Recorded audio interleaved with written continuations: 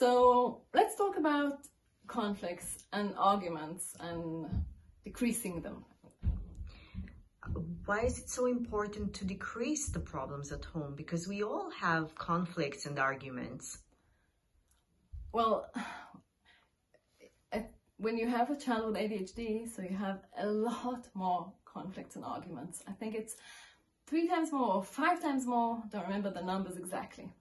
And it's very important to decrease them for 3 main reasons. The first one is for us parents, because, well, I think I don't even have to explain that. And the second reason is for your child, because if there's so many conflicts, then it will affect their behavior, and it can actually even get worse over time, so they can become even more defiant. And if they often feel criticized and misunderstood and like, it's so unfair and how can you never take my side, then of course it will affect their self-esteem and their relationships with people, their even ability to trust people.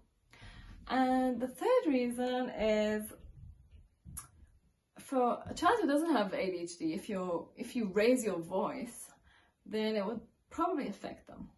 But think of a child who has so many conflicts at home, and you kind of often raise your voice, or you often have conflicts, so they just kind of become immune to this over time. So it's very ineffective at the end of the day. And how would you then do it? How do you actually do it? So what I recommend is, I guess, choose your battles. And the way that you can do it is kind of think of all the reasons that you have arguments and put them into 3 main categories.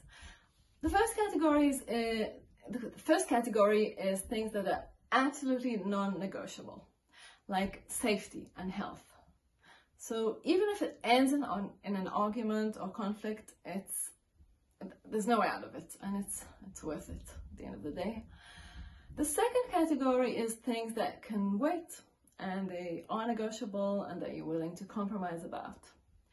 So for example, chores, showers, homework. I'll give you an example. So my son, it's bedtime. He wants to go to sleep at 12 o'clock at night, and I want him to go to sleep at 10 o'clock at night. So we negotiated, and he now goes to sleep at 1 o'clock at night. Just kidding, 11 o'clock.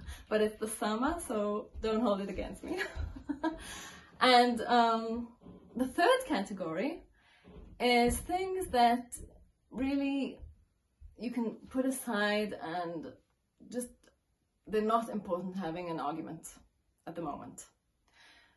So again, for example, my 10-year-old son, he hasn't had a haircut for at least 6 months or more, and he won't agree to it, no matter what.